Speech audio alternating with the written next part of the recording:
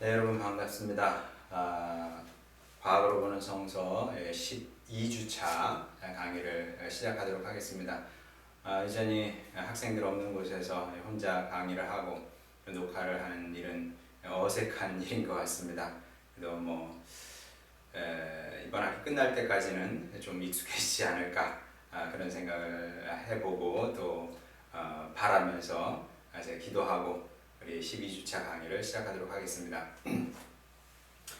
사랑하는 아버지 하나님, 우리 학생들 이렇게 비대면으로라도 만나서 공부하게 하시니 감사드립니다. 주님께서 이 시간 축복하여 주시사 우리 학생들에게 주님을 향한 열정과 또 주님의 세계를 또 주님의 깊이를 또 말씀의 세계를 알고자 하는 그런 열정을 주시기를 원합니다. 지혜도 주시기를 원합니다.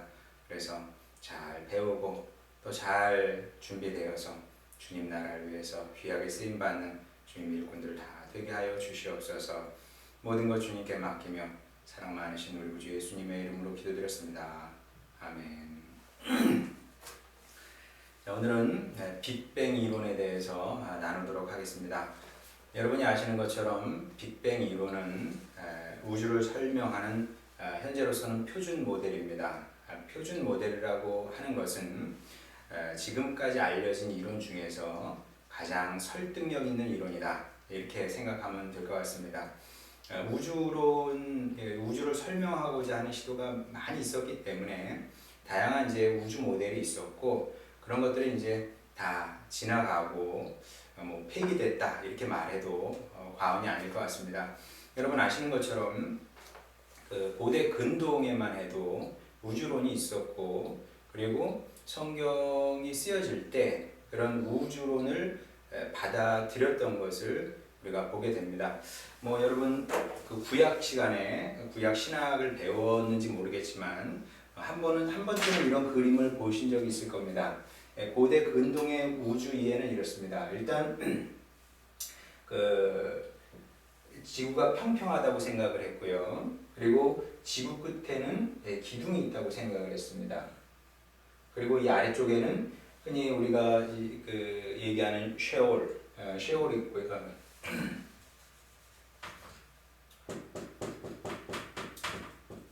쉐올이 있습니다. 이제 지하 세계인 거죠. 죽은 사람이 내려간다는 그 지하 세계.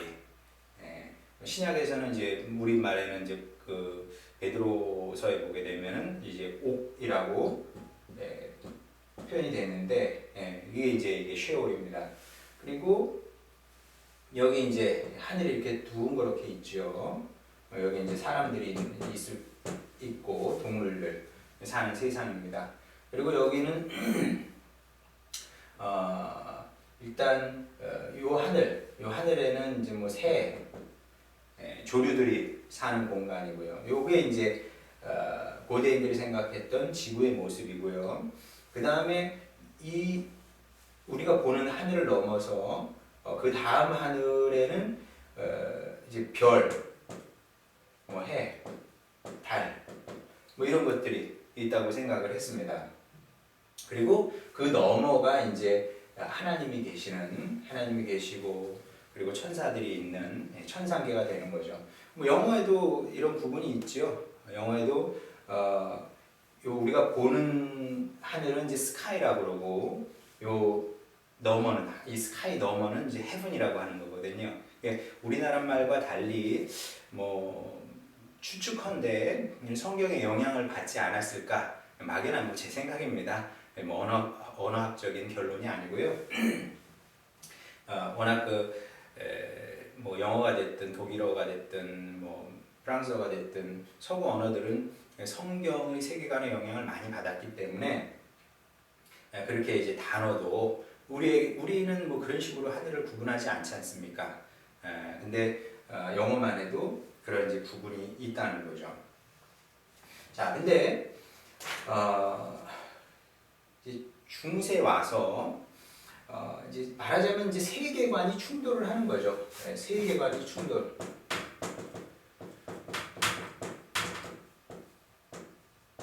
이제 이게 무서운 거죠. 이게 문명의 충돌이라고도 하고요. 세계관의 충돌이라고도 하고 하여간 이 무서운 겁니다. 이게 뭐 지금도 사람들이 다양하게 자기 의견이 갈려서 싸우지 않습니까? 그것처럼 충돌을 할 수밖에 없는 상황이 오게 되는데 이런 세계관 속에서 성경이 기록이 된 겁니다. 그런데 지난주에 얘기했던 것처럼 이제 코페르니쿠스 이런 사람들이 과학의 혁명을 과학혁명을 일으킨 겁니다. 그러니까 전혀 다른 세계관을 제시를 한 거죠. 이제 말하자면 여기에 대한 뭐 코페르니쿠스가 여기에 대해서 뭐 100% 잘못됐다 이렇게 얘기한 건 아니지만 이런 기존 질서를 유지하고 있었던 우리가 가지고 당연하다고 생각했던 그런 세계관을 가차없이 이제 그 토대를 공격을 한 겁니다. 말하자면 이 기둥을 막 공격을 해버린 거죠. 이 기둥을 막 공격을 해버린 겁니다. 자, 그러면 왜 교회가 그 당시에 그토록 이 코페르니쿠스의 그 과학혁명 그리고 갈릴레이의 주장에 대해서 그러니까 태양이 도는 것이 아니라 지구가 돈다. 이건 굉장히 지구 중심적인 모델이거든요. 이런 지구 중심적인 모델에 대해서 예민하게 반응을 했냐면 만약에 코페르니쿠스가 맞다면 성경의 세계관이 흔들리는 겁니다. 성경의 세계관이. 자, 그러면 이걸 굉장히 중요하다고 생각했기 때문에 그 당시 신학자들도 그렇고 교회도 그랬고 굉장히 중요하다고 생각했기 때문에 버릴 수 없었던 거죠. 이게 무너지면 신앙이 무너진다고 생각했던 것 같아요. 그런데 놀랍게도 갈릴레이는 그렇게 생각하지 않았다는 겁니다. 정말 놀랍죠. 갈릴레이가 과학자였음에도 불구하고 이런 면에서는 꽤 신학적인 사고를 할 줄 아는 사람이었다. 저는 이렇게 생각을 합니다. 갈릴레이는 아니 이게 무너진다 그래서 왜 신앙이 무너지지? 이렇게 생각을 했던 겁니다. 왜냐하면 갈릴레이가 볼 때는 그런 겁니다. 과학의 언어와 신앙의 언어, 신학의 언어는 다를 수밖에 없다. 과학의 언어라는 것은 말하자면 뭐 계량적이다 이렇게 말할 수 있을 것 같아요. 과학의 언어는 1대1 지칭하는 말이 많습니다. 뭐 가장 기본적인 게 수학 아닙니까? 수학의 상징이라는 것은 글쎄 뭐 제가 수학을 전공하지 않았기 때문에 뭐라 얘기하기는 어렵습니다만은 수학의 상징을 얘기할 수 있다. 수학에서 쉽지 않을 거라고 봅니다. 과학의 언어라는 것이 굉장히 계량적이고 계측적이고 1대1로 대응하는 언어를 많이 사용할 수밖에 없죠. 실험의 언어가 당연히 그런 거 아니겠습니까? 그래서 실제로 제가 공부할 때도 보게 되면 인문학자들이 뛰어난 과학자들을 이렇게 좀 간혹 낮춰서 얘기할 때가 있습니다. 글을 잘 못 쓴다는 거죠. 글을 잘 못 쓴다. 근데 잘 못 쓰는 게 당연합니다. 그리고 잘 쓸 필요도 사실은 없어요. 어떻게 생각해 보면 과학자가 실험을 잘 하고 이론을 잘 세워서 뭐 자신의 이론을 증명할 수 있으면 되는 거지. 그건 뭐 수학적으로 증명하든 실험으로 증명하든 그렇게 하면 되는 거지. 굳이 뭐 수많은 언어를 사용할 필요는 없거든요. 자, 반면에 과학의 언어가 그렇다면 우리 신앙의 언어는 이렇게 계량적이고 계측적이고 그럴 수는 없는 거죠. 왜냐하면 다루는 세계가 다르기 때문에 그렇습니다. 과학은 실험적으로 그리고 이성적으로 경험적으로 다룰 수 있는 영역을 만지지만 신앙의 대상은 그런 게 아니거든요. 신앙의 대상, 이게 대단히 중요한 겁니다. 우리가 대상, 이 대상이 무엇이냐에 따라서 학문의 방법론도 달라질 수밖에 없는 거죠.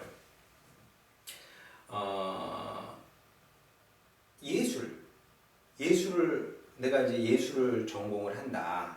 그러면 예술을 연구하는 사람이 수학적인 언어로 예술을 다룰 수는 없거든요. 예술은 직관입니다.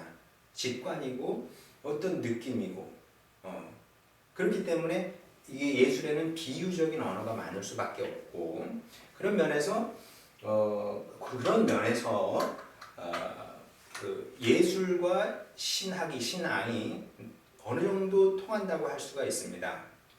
어떤 면에서 그러냐면 어차피 우리는 이 세계관이 몽땅 다 틀렸다 이렇게 말할 수는 없어요. 물론 과학적으로는 틀렸습니다만은 적어도 이 당시 사람들도 한 가지 분명히 아는 사실이 있었는데 이 하나님이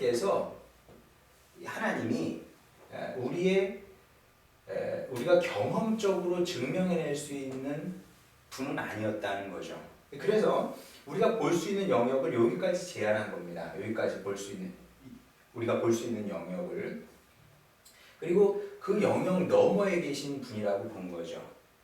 그리고 이제 그래서 신학의 오랜 주제 중에 하나가 그리고 방법론 중에 하나가 무엇이냐면 신학 방법론 중 하나죠. 부정신학입니다. 부정신학이라는 것은 무엇이냐면 뭐 신학을 부정한다는 거냐? 그게 아니고요. 하나님은 어떤 분이냐라고 물었을 때 하나님은 사랑입니다. 하나님은 진리입니다. 하나님은 전지전능하십니다. 이런 식으로 설명할 수 있는 분이기도 하지만 부정신학에서는 어떻게 보냐면 하나님은 우리 이성으로 감각적으로 파악할 수 있는 분이 아닙니다. 내 것으로 만들 수 있는 분이 아닙니다. 볼 수 없는 분입니다. 숨어 계신 분입니다. 뭐 이런 식으로 부정의 방법으로 이제 하나님을 얘기하는 거죠. 근데 갈릴레이도 이런 사실을 알고 있었다는 겁니다. 자, 그래서 뭐라고 갈릴레이가 얘기를 했냐면 과학은 과학의 방법을 사용해서 과학의 길을 걸어가야 되겠고 그리고 그렇지만 신앙의 언어라는 것은 신학이 다루는 대상이라는 것은 과학적으로 설명이 되지 않는다. 과학적으로 온전히 어떻게 하나님을 설명할 수 있겠습니까? 불가능한 일이거든요. 그래서 신앙의 언어라는 것은 신학의 언어라는 것은 불갑을 비유적이 될 수밖에 없고 비유적이 될 수밖에 없어요 진짜. 그래서 예수님께서도 이 땅에 오셔서 비유로 다 하나님 나라를 말씀하시지 않습니까? 한번 생각해 보세요. 하나님의 나라를 온전히 아시는 유일한 분 아닙니까? 그 예수님께서 이 땅에 오셔서 야 내가 하늘나라에 있어봐서 아는데 하늘나라는 이런 곳이야 라고 직접적으로 계량적으로 측량 가능한 언어로 말씀하시는 것이 아니고 비유적으로 말씀하셨다는 거죠. 시사하는 바가 큰 겁니다. 그럴 수밖에 없는 것이 우리가 이제 죽어서 주님 나라 간다 합시다. 자 그러면 거기는 어떤 곳일까요? 저는 어렸을 때 거기 가면은 재미있는 것이 굉장히 많고 놀이동산이 있고 그 다음에 원하면 언제든지 썰매나 스케이트를 탈 수 있는 저는 스케이트를 못합니다만 하여간 그런 곳이 아닐까 이렇게 생각을 했는데 그런 곳일까요? 아니면 뭐 맛있는 것을 많이 먹는 맛있는 것이 많이 있고 천국 갔다 온 어떤 분은 그렇게 얘기하지 않습니까? 거기 뭐 아주 좋은 나무들이 있고 거기에 난생 처음 보는 과일들이 많이 달려있고 그걸 마음대로 먹을 수 있고 뭐 이렇게 얘기를 합니다만 모르죠. 뭐 안 가봤으니까 가본 사람은 아무도 없기 때문에 뭐라고 얘기할 수는 없지만 거기에 대해서 이제 그 신학 뭐 신학자들이 농담처럼 하는 신학자들 사이에서 이렇게 내려오는 얘기가 있습니다. 옛날에 어떤 수사가 천국이 너무 궁금했다는 겁니다. 천국이 너무 궁금해서 정말 하나님께 기도하고 간절히 기도하고 또 기도했답니다. 주님, 제가 천국이 어떤 곳인지 알고 싶습니다. 성경을 읽어봐도 물론 요한계시록에 나오긴 하지만 황금길 뭐 우리가 이런 거 얘기합니다만은 그보다 더 좋은 데가 아닐까요? 그냥 고작 황금길이겠어요, 그렇죠? 너무 궁금해서 정말 금식하면서 기도를 했답니다. 금식하면서 기도하고 하나님, 제가 정말 어떻게 하면 하나님의 나라를 한번 볼 수 있을까요? 기도를 했는데 어느 날인가 정말 꿈속에서 먼저 돌아가신 형님이 나왔다는 거죠. 신앙생활 잘하다가 돌아가신 형님이 나왔답니다. 너무 반가워서 형 분명히 천국 가 있을 텐데 천국은 어떤 곳이지? 천국은 어떤 곳이야? 난 너무 궁금해, 형 좀 알려줘. 그랬더니 꿈속에서 그 형이 한 얘기가 라틴어로 토탈리터 알리터, 좀 느낌이 오지 않아요? 토탈리터, 완전히 토탈, 영어로 토탈이 거기서 나온 거예요. 토탈리터 알리터, 완전히 다르다. 알리터는 다른, 이게 토탈리터 알리터, 완전하게 다르게 우리가 생각하는 거하고 완전히 다른 거죠. 근데 그게 뭐냐고 그랬더니 형이 토탈리터 알리터, 뭐 설명할 수가 없는 거죠. 왜? 우리의 이 감각과 이 지각과 우리의 이성을 넘어서는 세계이기 때문에 알 길이 없는 겁니다. 그게. 자, 그게 중요한 건데 왜 중요하냐면 사실 이런 과학적인 세계관이 바뀐다고 해서, 그리고 성경이 이런 세계관 속에서 기록됐다고 해서 하등 우리가 두려워할 필요가 없는 이유가 있습니다. 왜냐하면 하나님은 이런 세계관에 그냥 관심이 없었다는 거죠. 그냥 관심이 없었어요. 만약에 이게 그렇게 중요한 것이었다면 예수님도 이 땅에 오셔서 얘들아, 그 태양이 지구를 도는 것이 아니라 사실은 지구가 태양을 도는 거다, 이렇게 말씀해 주시지 않았겠습니까? 근데 그건 하등 중요한 게 아니었다는 겁니다. 이거 이제 우리가 믿는 이 대상, 우리가 신앙하는 이 대상에 대한 이해가 굉장히 중요하다는 거예요. 왜냐하면은 우리가 믿는 대상은 이런 세계관에 의해서 흔들리는 분이 아닌 거죠. 흔들리는 분이 아니고, 그리고 이 세계관을 우리가 정말 제대로 된 세계관을 가지고 있다고 해서 우리가 이제 하나님을 제대로 알 수 있는 것도 아닙니다. 뭐 얘기가 길어집니다만은 제가 마음에 좀 급한 게 있긴 있어요. 왜냐하면은 우리에게 주어진 시간이 많지 않기 때문에. 근데 이제 그래서 이제 대충 그냥 수박 겉핥기식으로 그냥 조금 하고 그냥 끝 마치는 게 또 무슨 의미가 있겠습니까? 제가 원하는 데까지 못 가더라도 그래도 할 얘기는 하고 가는 게 좋을 것 같습니다.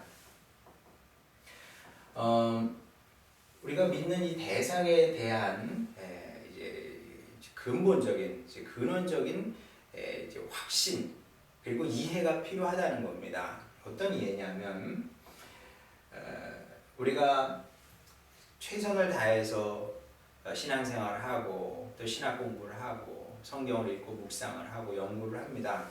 자, 그리고 하나님을 더 깊이 알려고 노력을 해야죠. 근데 얼만큼 알 수 있을까요? 얼만큼?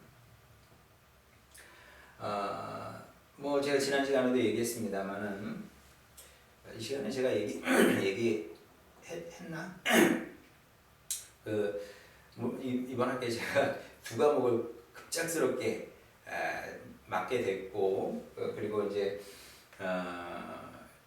강의를 이제 빨리 만들어서 하다 보니까 이 강의에서 했는지 저 강의에서 했는지 헷갈리기도 하는데, 이제 아퀴나스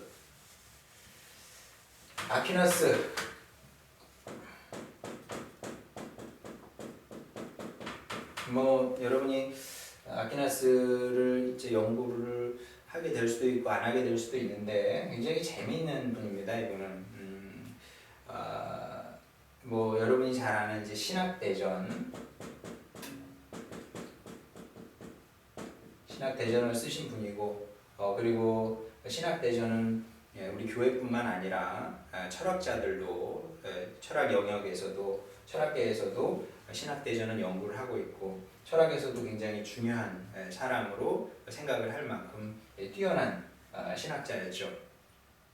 근데 이 당시에 지성인들의 그 지성의 능력이랄까 학문 능력은 대단했습니다, 여러분. 우리는 지금 옛날 사람들보다 우리가 뛰어날 거라고 생각을 합니다만 지금 인류가 옛날 사람보다 뛰어난 이유는 왜 그러냐면 지식이 축적됐기 때문에 그렇습니다. 지식이 축적됐고 축적된 지식이 많기 때문에 우리가 뛰어난 것처럼 보일 뿐이지 이 개인적인 역량으로 놓고 보면 우리는 중세뿐이죠. 옛날 분들이 훨씬 더 이렇게 정말 탁월하고 뛰어났던 것을 보게 됩니다. 이게 그럴 수밖에 없었던 것이 이제 우리는 뭐 저도 이제 강의록을 이렇게 다 이렇게 만들어서 프린터로 뽑아가지고 이렇게 강의를 하고 또 책이 있지 않습니까? 책이 있으니까 뭐 책 뭐 비싸지만 또 옛날에 비하면 아주 헐값이거든요. 이 당시에 책값이라는 것은 다 필사를 했기 때문에 뭐 어마어마하게 비쌌죠. 정말 부자가 아닌 다음에는 책을 살 수 없는 그런 시대였습니다. 그렇기 때문에 이 당시에는 우리나라도 마찬가지인데 여러분도 알다시피 우리 그 선조들이 그 서당 가서 한열천 따지 거물현 누루황 그렇게 외운 거예요. 외웠어요. 책을 그냥 외운 겁니다. 왜? 집에 책이 없으니까. 집에 책이 없으니까 책은 외우는 것이었지. 지금처럼 우리가 하는 것처럼 그냥 이렇게 읽고 잊어버려도 되고 이러면 안 돼요. 읽은 것은 머릿속에 집어넣어야 됩니다. 그래서 이 당시 학자들 얘기 들어보면 정말 실제로 한 번 읽은 것은 계속 기억을 했다는 사람이 한둘이 아니에요. 또 아퀴나스 같은 경우는 어떻게 그 신학대전을 어떻게 썼냐? 뭐 신학대전보다도 신학대전만 쓴 것이 아니라 이제 이난에 대해서도 쓰고 뭐 그랬는데 이 학문 역량이 얼마나 대단했냐면 우리처럼 뭐 이렇게 고민하면서 이렇게 쓴 게 아니고요. 아퀴나스 같은 경우는 이렇게 옆에 비서 우리 지금 말한 비서죠. 비서가 앉아 있었고 비서에게 불러주는 겁니다. 그래서 1번 이렇게 쓰고 2번 그러면 눈을 뭐 감든지 뜨든지 해가지고 그냥 생각나는 대로 불러주는 겁니다. 그러면 비서가 받아 적는 거죠. 그게 신학대전이 된 겁니다. 엄청난 그 지성의 능력인 거죠. 근데 이제 이렇게 탁월한 아퀴나스가 이거 뭐 정말 여러분도 한번 신학대전을 조금이라도 한번 읽어보세요. 와, 참 쉽지 않다, 어렵다, 정말 대단한 깊이다 감탄이 절로 나오는데 근데 이런 아퀴나스가 1273년 12월 어느 날 신비 경험을 하게 됩니다. 이게 이제 우리가 이런 위대한 사람은 기도도 많이 안 했을 것 같고 이렇게 합리적인 사람은 신앙생활 열심히 안 했을 것 같은데 그렇지 않아요, 여러분. 고대 교부들 또 중세 신학자들 삶을 보게 되면 신앙생활도 참 열심히 했던 것을 보게 됩니다. 기도생활 열심히 했고요. 기도하다가 아퀴나스가 얘기를 안 했어요. 얘기를 안 하고 하여간 그 자세하게 얘기를 했으면 좋았을 텐데 아퀴나스도 아마 그런 느낌이었던 것 같습니다. 토탈리터 알리터 자기가 생각했던 것과는 완전히 다른 거죠. 예, 뭐 주님을 만났다 그래요. 기도 중에 예수님을 만났다 그럽니다. 그리고 나서 절필하게 되죠. 절필합니다. 절필만 한 것이 아니라 신학대전을 쓰고 있는 중이었는데 이 위대한 작품인데 못 맞춰요. 신학대전을. 절필을 했으니까. 그리고 나서 시름시름 말았습니다. 이 사람이. 이제 가까이 있는 사람들이 묻죠. 선생님 왜 작업을 안 하십니까? 왜 말씀을 안 하십니까? 그랬더니 이제 그리고 나서 뭐 얼마 못 있어서 돌아가셨는데 그 어간에 남긴 가장 유명한 말이 무엇이냐면 내가 지금까지 했던 모든 작업은 지푸라기 같은 것이었다. 예. 아퀴나스의 그 신학 업적이라는 것은 엄청난 거거든요. 근데 마지막으로 했던 말이 내가 했던 모든 작업들은 지푸라기 같은 거다. 좀 세게 얘기하면 쓰레기다. 칼바르트도 그런 얘기를 했거든요. 내가 교회야. 교회교육 위대한 작품이죠.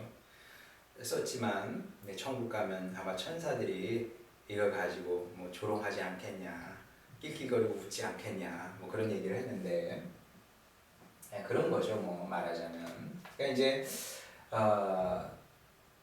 우리 지성이 담을 수 있는 분이 아닌 겁니다. 그래서 우리 지성이 담을 수 있는 분이 아니기 때문에 하나님은 세계관에 의해서 세계관이 바뀐다 그래서 뭐 이분의 존재라든지 이분의 역사라든지 이런 것들이 폐기될 수가 없는 것이다. 자, 어쨌든 간에 옛날에는 이런 이제 세계관이 있었던 거죠. 그렇기 때문에 여러분이 이제 뭐 과학을 공부할 때도 항상 그것은 염두에 두고 있어야 되는 겁니다. 그러니까 대상이 다르다는 것, 이건 대단히 중요한 거다. 우리가 관심을 갖는 대상과 과학이 관심을 갖는 대상이 다르다. 이거는 이제 나중에 오늘 얘기하기는 좀 어려울 것 같고 다음 시간에 얘기하게 될 겁니다. 대상 문제에 대해서는. 자, 근데 어쨌든 여기서 이런 세계관에서 시작해서 이제 과학이 계속 발전하게 되죠. 계속 발전의 발전을 거듭해서 이제 빅뱅 이론까지 오게 됩니다. 빅뱅 이론은 뭐 언뜻 다 어려운 내용처럼 보이진 않습니다. 여러분 아는 것처럼 태초라는 말이 맞는지 틀리는지도 모르겠습니다만 태초에 무한대의 질량을 가진 콩만한 무엇이 있었다는 거죠. 이게 믿어지지 않아요, 사실은. 콩만한 무엇이 있었다는 겁니다. 근데 이게 콩만한데 무한대의 질량을 가지고 있는 거죠.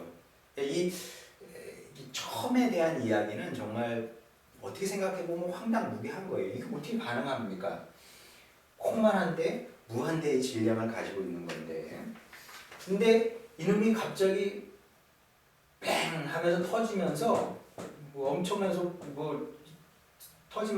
속도로 팽창하기 시작을 했다는 겁니다. 이 대폭발이죠. 대폭발이고 이걸 이제 특이점이라고 그럽니다. 대폭발을 일으키면서 얘가 어마어마한 속도로, 처음엔 빛보다 빠른 속도였다 그럽니다. 이게 또한 뭐 이해가 잘 안 가죠. 상대성 이론에 의하면 있을 수 없는 얘기 아닙니까? 빛보다 빠른 것은 없기 때문에. 근데 빛보다 빠른 속도로 팽창을 했다 그럽니다. 그래서 이제 특이점이라고 그러는 거죠. 정말 특별한 순간이었던 겁니다. 그러면서 팽창을 하면서 이제 우주가 생겨나게 됐다.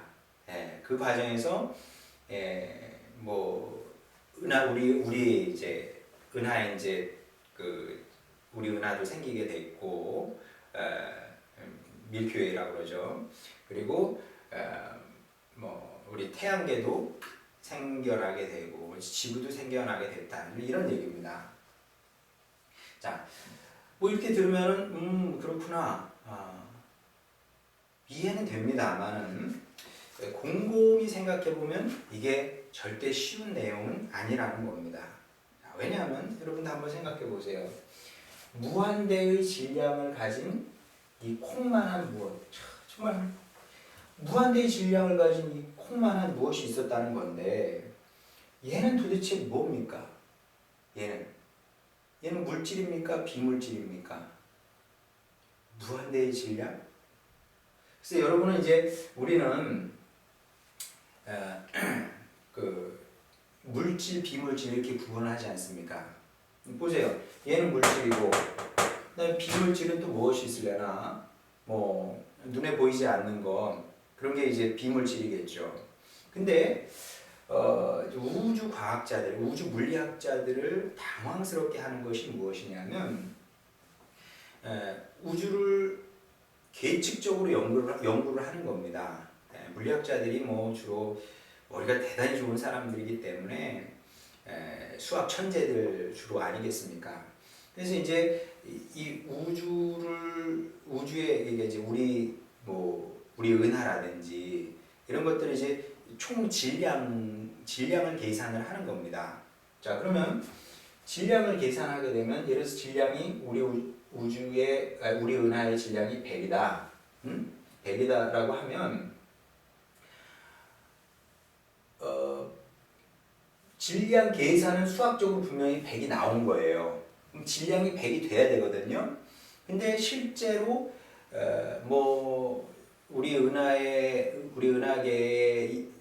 관찰되는 측량 가능한 눈에 보이는 것들 있지 않습니까? 별 이런 것들, 그런 것들의 질량을 계산하면 이것보다 터무니없이 질량이 적게 계산이 된다는 거예요.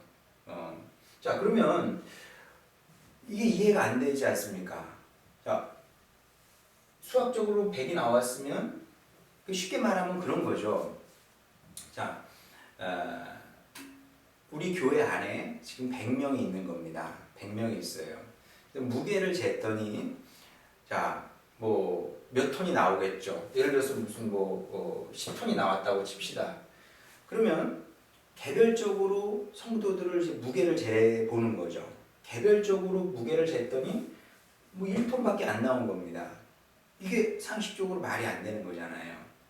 예. 전체를 쟀더니 10톤인데 개별적으로 한 사람 한 사람 다 따로 재서 통계를 더해봤더니 1톤밖에 안 되는 겁니다. 그럼 9톤은 뭐예요? 말이 안 돼. 이게 수학적으로, 현실적으로 말이 안 되지 않습니까? 근데 우주가 그렇다는 거예요. 예. 수학 계산에 의하면 100이 나와야 되는데 실제로 하나하나씩 이렇게 따져가지고 계산을 하게 되면 질량이 이거보다 터무니없게 적게 나온다는 거죠. 그래서 이제 과학자들이 이 문제를 가지고 골머리를 썩다가 만들어놓은 개념이 암흑물질, 암흑에너지. 암흑물질과 암흑에너지입니다. 그럼 우리가 이제 암흑 그러면 이제 흑암의 세력 이런 걸 생각할 수 있는데 그런 거 아니고요.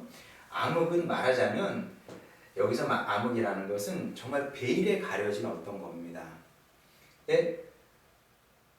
뭔지 몰라요. 이게 물질인지 비물질인지 어떤 건지 몰라요. 근데 우리 옆에도 지금 있을 수 있는 겁니다. 근데 분명히 있는 건 사실인데 이게 어떤 장비로도 관측할 수 없고 계측이 되는 것도 아니고 이런 겁니다. 그러니까 이제 알 길이 없으니까 그냥 암흑을 붙인 거죠. 근데 물질이라고 할 수도 없고 에너지라고 하기도 좀 그렇고 그래요. 예. 근데 그런 것들이 이 우주 안에 아주 편만하게 내재해 있다는 거거든요. 이제 우리가 사는 세상이 이렇게 과학적으로도 그만큼 어려운 겁니다. 예. 과학적으로도 도대체 우리가 사는 곳이 어떤 곳이냐 설명할 수 없는 부분이 너무나 많은 거죠. 그래서 우주 물리학자들에 의하면 우리가 우주에 대해서 알 수 있는 것은 이제 5% 정도다. 5% 정도다 이렇게 보는 겁니다. 우리가 과학적으로 알 수 있는 부분은 5% 정도고 나머지 95%는 알 길이 없는 거죠. 알 수 없는 겁니다. 예, 학문적으로 검증할 수도 없고. 예, 그래서 이제 암흑물질, 암흑에너지라고 하는데 어쨌든 이 처음에 있었던 이 콩만한 무엇, 이것도 뭐 우리가 알 길이 없는 거죠. 도대체 너는 무엇이냐? 그리고 얘는 어떻게 그 자리에 있었던 거냐? 왜 거기에 있었던 거냐? 이런 것들이 모두 미스테리한 겁니다. 그리고 사실 뭐 왜 그 자리에 있었냐? 이런 말 자체도 사실은 성립되지 않습니다. 왜냐하면 보세요. 자리라는 것은 공간을 전제를 하는 겁니다. 공간이 있기 때문에 자리가 있는 거거든요. 자, 근데 처음에 있었던 그 아주 근원적인 어떤 콩만한 무엇이 있었던 자리를 얘기할 수 있느냐? 없어요. 왜냐하면 이때는 공간이 있지 않았기 때문에 공간이 없었어요. 그래서 뭐 얘 안은 무엇이고 얘 밖은 무엇이고 이게 이론적으로 불가능한 얘기입니다. 예. 뭐 그럴 수밖에 없는 것이 그럴 수밖에 없는 것이 얘가 폭발함으로 말미암아 이제 공간이 그제서야 생겨났던 거거든요. 그러니까 이해 전에는 콩만한 무엇이 있기 전에는 공간조차도 존재하지 않았다는 겁니다. 그래서 이제 얘가 폭발함으로 말미암아 지금도 이제 우주는 계속 커가고 있다는 게 정론 아니겠습니까? 계속 커가고 있는 거예요. 막 계속 커가고 있습니다. 엄청난 속도로 우주가 팽창하고 있습니다. 자, 그러면 우주의 끝을 상상할 수 있겠죠. 자, 이건 정말 말 그대로 상상입니다. 상상인데 이 우주 밖에는 무엇이 있느냐? 우주 밖에는 우주 밖은 도대체 무엇이냐? 여긴 공간일까요? 이 공간입니까? 얘기하기 어렵겠죠. 뭐 물리학자들이 물어보면 공간이라고 할 수 없다고 그럴 겁니다. 그럼 뭐라고 할까요? 모른다고 그러는 거죠. 왜? 공간은 지금도 만들어져 가고 있기 때문에. 그리고 공간 밖에는 그건 무엇인지 우리는 모르는 겁니다. 참 우주 물리학 공부하면 참 머리가 아파요. 이게 도대체 뭐냐? 자, 그래서 이제 이 빅뱅 이론은 아주 결정적인 답을 제시하는 것은 맞습니다만 또 다른 많은 질문을 던지고 있는 것이 사실이다. 너는 왜 거기에 있었냐? 거기서 왜 폭발을 했냐? 처음에 너는 어떻게 생성됐느냐? 뭐 등등 다양한 질문이 가능하다는 거죠. 어쨌든 많은 질문을 던지는 것은 사실입니다만은 그럼에도 불구하고 이 빅뱅 이론이 신화론적인 이론인 것만은 분명하다. 자, 이거는 이 부분에 대해서는 현우식 교수님께서도 교과서에서 분명히 말씀하고 강조하고 있는 바입니다. 빅뱅 이론은 신화적이고 그리고 우리에게 신학을 하고 신앙생활을 하는 우리에게 도움을 줄 수 있는 우리 창조론을 옹호할 만한 그런 이론이다. 이렇게 강조를 하신다는 거죠. 분명히 맞는 얘기입니다. 왜냐하면 이 빅뱅 이론이 대두되기 전까지 대부분의 뭐 우주 물리학자들은 정적 우주론을 지지하고 있었습니다. 이것도 뭐 교과서에 나옵니다만은 참고해 보세요. 참고하세요. 정적 우주론. 자, 뭐 정적 우주론이 뭔지는 그냥 이 용어에 다 나옵니다. 그냥 우주는 처음부터 있었던 거고요. 뭐 그냥 영원한 겁니다. 늘 그냥 이 상태로 있었고 그리고 변하지 않는 상태로 물론 이제 소소한 변화는 있겠습니다만은 기본적으로 뭐 엄청난 변화를 일으키는 건 아니고 그렇게 늘 있었고 앞으로도 있을 것이고 영원히 있을 것이다. 이것이 이제 정적 우주론이거든요. 그래서 이제 이 정적 우주론의 이제 기본적인 생각은 이제 우주는 영원하다 이겁니다. 자, 그래서 이런 사상적 흐름 속에서 대부분의 사람들이 이렇게 생각하고 있을 때 이제 빅뱅 이론이 나오게 된 건데 이게 엄청난 충격일 수밖에 없었죠. 그리고 정적 우주론을 지지하는 거의 절대 다수의 과학자들이 이 빅뱅 이론을 믿지 못했던 겁니다. 믿을 수가 없었던 거죠. 왜냐하면 우주가 커진다? 이 상식적으로 받아들이기 어려웠던 겁니다. 자, 그런데 그러다가 1929년 에드윈 허블이죠. 워낙 유명한 사람이기 때문에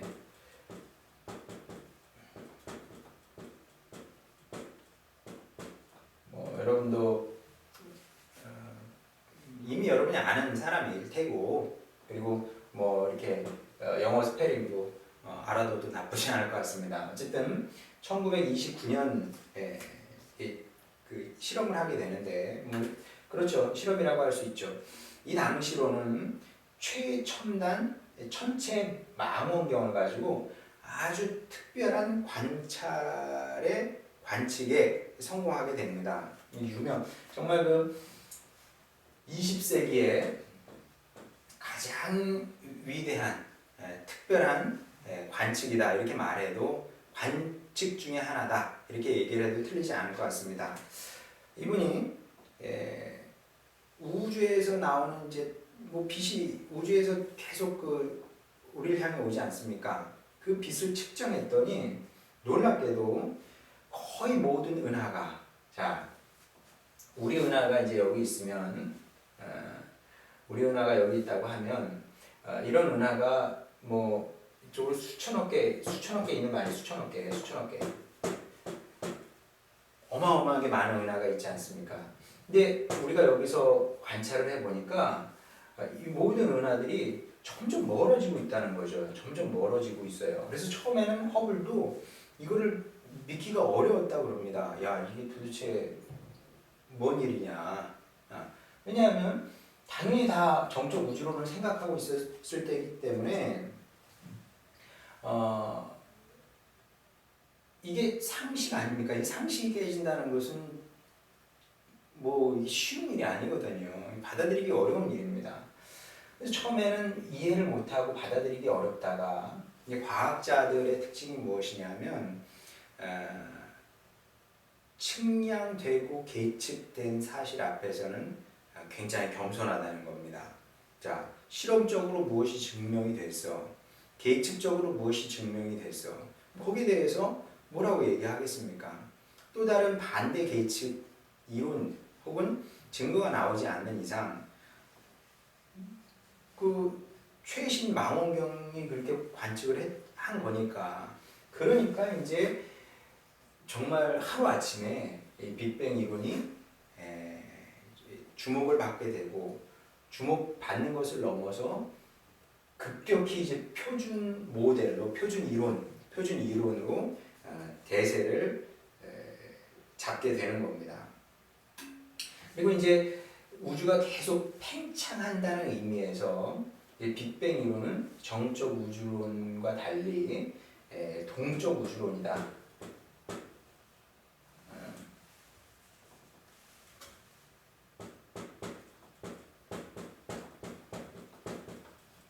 동적 우주론이라고도 하고요, 열린 우주론이라고도 할 수가 있습니다. 정적 우주론은 어떻게 생각해 보면은 운명론처럼 보일 수도 있어요. 그냥 그렇게 우주는 늘 있었고 인간도 우주를 닮아서 그냥 그렇게 있는 것이고, 반면에 동적 우주론, 열린 우주론은 역사 개방적인 거죠. 역사 개방적으로 이제 시작이 있었고 어떤 목표를 향해서 나아가는 거죠. 이렇게 새로운 우주론이 태동하게 된 건데 신학적으로도 보게 되면은 정적 우주론보다는 동적 우주론 혹은 열린 우주론이 신학적으로 확실히 더 친근하고 성경적으로도 더 이렇게 받아들이기가 쉬운 것은 이제 분명합니다. 자, 그런데 시간이 뭐 벌써 30분이 40분이 훌쩍 넘었네. 뭐 원래 오늘을 이제 다 하려고 그랬는데 자, 그러면 뭐 오늘 다 할 수 없을 것 같고요. 이제 오늘은 여기까지 일단 하도록 하겠고, 그래서 대략적으로 빅뱅 이론은 뭐 더 과학적으로 자세히 설명할 수 있겠습니다만은 우리는 이제 신학을 공부하는 사람이고 지금 뭐 거의 개론적인 수업 같은 거기 때문에 더 전문적으로 다룰 필요는 없다고 생각을 합니다. 그래서 다음 시간에는 요런 오늘 이렇게 얘기를 나눴잖아요. 그 빅뱅 이론에 대해서 나눴기 때문에 이 빅뱅 이론이 어떻게 신학에 더 친화적인 것이고 어떻게 더 성경에 가까운 이게 그 세계관인지 그것을 좀 나누게 될 것이고, 그럼에도 불구하고 이 빅뱅 이론을 우리가 뭐 100% 이렇게 받아들이기에는 좀 어려울 수도 있겠다. 이제 그런 이야기를 다음 주에 이제 하도록 하겠습니다. 그래서 다음 주에 여러분이 수업 들으시려면 준비를 하시려면 교과서에서 현우식 교수님께서 빅뱅 이론에 대해서 좀 더 제가 했던 것보다 좀 더 자세하게 설명을 하고 있습니다. 그래서 다음 주에는 그것을 좀 넘어서 저는 이 빅뱅 이론의 신학적인 함의, 그리고 우리가 어떻게 진화론이 아니라 빅뱅 이론을 또 수용하고 그리고 또 이렇게 평가할 수 있을지 이런 부분에 대해서 다음 주에 좀 더 나누도록 하겠습니다. 네, 고맙습니다. 그리고 다시 말씀드리지만 강의를 들으시고 꼭 강의를 요약을 하셔서 제 메일로 보내주셔야 되고요. 그리고 제가 받고 확인을 하면 다 잘 받았다고 답장을 합니다. 그래서 여러분이 답장을 못 받았으면 뭔가 중간에 문제가 생긴 겁니다. 그러니까 확인해 보시고 꼭 저한테 뭐 문자가 됐든 보내주셔야 출석이 체크가 되고 그래야 이제 성적이 공정하게 나갈 수 있으니까 여러분 그렇게 하시고 좀 걱정스러운 건 아직 안 보내준 학생들이 좀 있습니다. 그래서 분발하셔서 뭐 아무리 제가 좋은 점수를 주고 싶어도 출석이 안 되면 쉽지 않거든요. 그러니까 여러분 꼭 분발하셔서 이렇게 보내주시기 바랍니다. 네, 고맙습니다. 다음 주까지 평안히 잘 지내시기 바랍니다.